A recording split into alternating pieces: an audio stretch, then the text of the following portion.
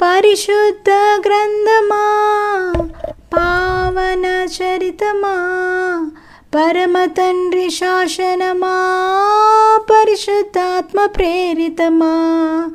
పరిశుద్ధ గ్రంథమా, పావన చరితమా, పరమ తండ్రి శాసనమా, పరిశుద్ధాత్మ ప్రేరితమా. దివ్య రాజ గ్రంథమా, నిత్యలోక మార్గమా. దివ్య రాజ గ్రంథమా, నిత్యలోక మార్గమా. సత్యవాక్య సారమా, సర్వలోక భాగ్యమా. ఓ బైబిల్ గ్రంథమా, మా జీవాధారమా. పఠించి పాటించి చాటెదము సదా. పఠించి పాటించి చాటెదము సదా. దేవునికే మహిమ. నమస్కారం అండి. మనం తెలుగు వాడుక భాషలో బైబిల్ చదువుకుంటున్నాం కదా. ఈరోజు సంఖ్యాకాండము 26వ అధ్యాయాన్ని మనం చదువుకుందామండి. 26వ అధ్యాయంలో ఎన్ని వచనాలు ఉన్నాయంటే 65 వచనాలు కనిపిస్తున్నాయండి. ఈ 65 వచనాలు క్లుప్తంగా దేని గురించి చెప్పబడ్డాయి అని అంటే రెండోసారి జనాభా లెక్కల గురించి చెప్పబడ్డాయండి. చదువుకుందాము. సంఖ్యాకాండం 26వ అధ్యాయము. ఆ విపత్తు పోయిన తర్వాత యెహోవా మోషేతోనూ యాజీ అయిన అహరోను కొడుకు ఎలియాజరుతోనూ ఇలా చెప్పాడు. మీరు ఇజ్రాయేల్ ప్రజల సర్వ సమాజంలో వారి వారి పూర్వీకుల కుటుంబ ప్రకారం 20 ఏళ్ళు మొదలుకొని పై వయసు ఉండి యుద్ధానికి వెళ్ళదగ్గ వారందరి జనాభా లెక్కలు రాయించండి. గనుక వారు మోయాబు మైదానాలలో ఎరుకో ఎదుట యోర్దాను ఒడ్డున ఉన్నప్పుడు మోషే, యాజీ అయిన ఎలియాజరు వారితో ఇలా చెప్పారు. యెహోవా మోషేకు ఈజిప్టు నుంచి వచ్చిన ఇజ్రాయేల్ ప్రజలకు ఆజ్ఞాపించినట్టు 20 ఏళ్ళు మొదలుకొని పై వయసు ఉన్న వారి పేర్లను నమోదు చేయాలి. ఇజ్రాయేలుకు పెద్ద కొడుకు రూబేన్ సంతతి వారు. హనోకు వంశీయులు.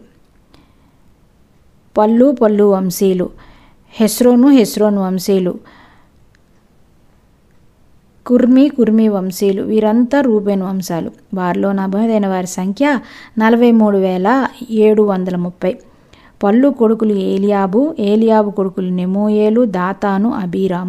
ఈ దాతాను అబీరాం సమాజంలో ఎన్నికైన వారే కోరాహు బృందము. వాళ్లతో చేరి యెహోవాకు విరోధంగా వాదించినప్పుడు మోషే అహరోనులతో వాదించిన వారు. ఆ బృందం వాళ్ళు చనిపోయినప్పుడు భూమి నోరు తెరిచి వీరిని కోరాహుతో పాటు మింగివేసింది. ఆ సమయంలోనూ 250 మందిని మంటలు దహించి వేసేసాయి. వారు హెచ్చరికకు సూచనగా ఉన్నారు. కోరహు కొడుకులు అప్పుడు చావలేదు.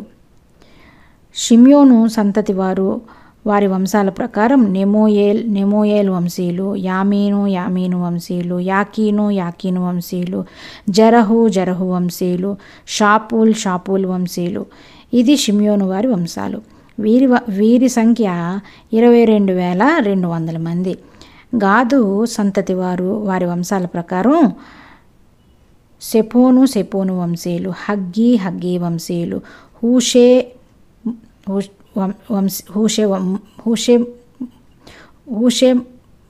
వంశీయులు, ఓజని వంశీయులు, ఏరీ వంశీయులు, అరోదు వంశీయులు, అరేతి వంశీయులు. ఇది గాదువారి వంశాలు.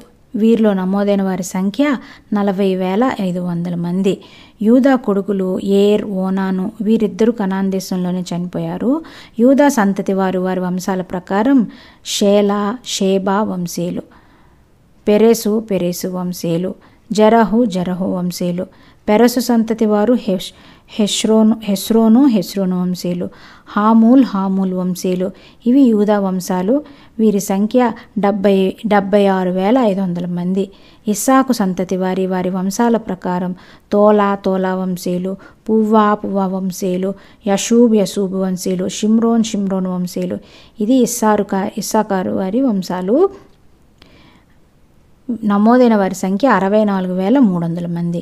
జెబూలూను సంతతి వారి వంశాల ప్రకారం శరదు వంశీయులు, ఎలోను వంశీయులు, యహలేల్ వంశీయులు.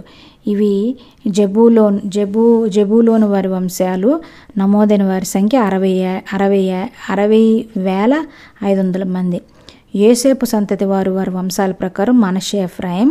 మనష్షే సంతతి వారు మాకీరు వంశీయులు. గిలాదు మాకీరు కొడుకు. గిలాదు వంశీయులు. గిలాదు సంతతి వారు ఈజరు వంశీయులు. హెలకు వంశీయులు. అస్రియేల్ వంశీయులు. షెకేం వంశీయులు. షెమిదా వంశీయులు. హెపెరు వంశీయులు. హెపెరు కొడుకు సెలోపెహదుకు కొడుకులు లేరు, కూతుళ్ళు జన్మించారు. సెలోపెహదు కూతుళ్ళ పేర్లు మహలా, నోయా, హోగ్లా, మిల్కా, తిర్స్యా. ఇవి మనష్షే వారి వంశాలు. వారిలో నమోదైన వారి సంఖ్య 52,700 మంది. ఎఫ్రాయిం సంతతి వారి సంఖ్యల ప్రకారం షూతలహు వంశీయులు. బేకరు వంశీయులు. తాహను వంశీయులు. షూతలహు సంతతి వారి ఏరాను వంశీయులు. ఇవి ఎఫ్రాయిము వంశాలు.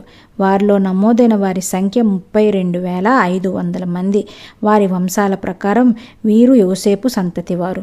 బెన్యామిన్ సంతతి వారి వంశాల ప్రకారం బెలా వంశీయులు, అష్బేలా వంశీయులు, హీరాం వంశీయులు,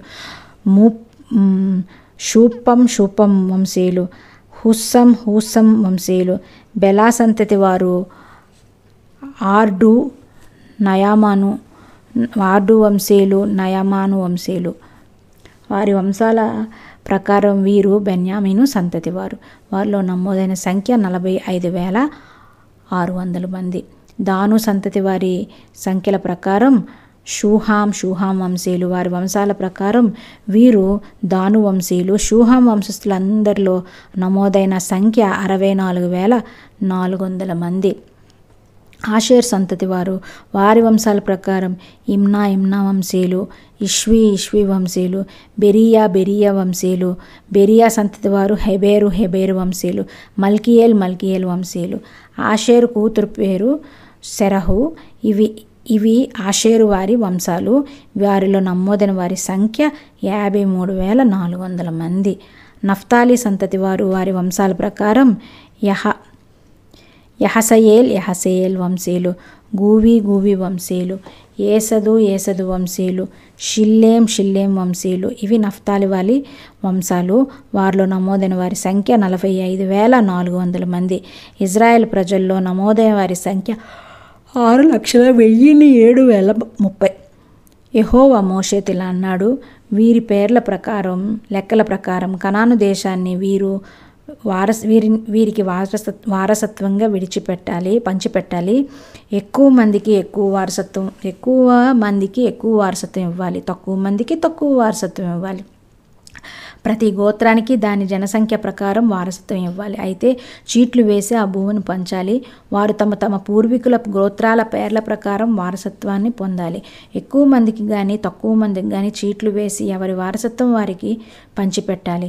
గోత్రికులలో నమోదైన వారు వారి వంశాల ప్రకారం గెర్షోను వంశీయులు, కహాతు వంశీయులు, మెరారీ వంశీయులు. ఇవి లేవి వంశీయులు. లిబ్నీ వారి వంశం, హెబ్రోను వారి వంశం, మహాల్ వారి వంశం, మూషు వారి వంశం, కోరహు వారి వంశం. కహాతుకు అమ్రాం జన్మించాడు. అమ్రాం భార్య పేరు ఏకోబెదు. ఆమె లేవి సంతానం. ఈజిప్ట్లో ఆమె లేవి వంశంలో పుట్టింది. అమ్రాం వలన అహరోనును, మోషేను వారి తోబొట్టువైన మిద్యాన్ని కనింది. అహరోనుకు నాదాబు, అబీహు, ఎలియాజరు, ఈతామారు జన్మించారు. నాదాబు అబీహలు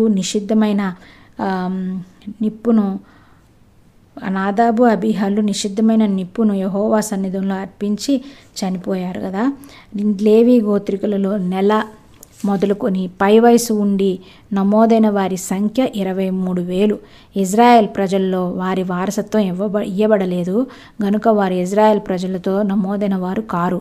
మోషే, ఎలియాజరు, యాజీ నమోదు చేసిన వారు వీరే. వారు ఇజ్రాయెల్ ప్రజల పేర్లు యెరికో ఎదుట యోర్దాను దగ్గర మోయేబు మైదానంలో నమోదు చేశారు. ఈ మోషే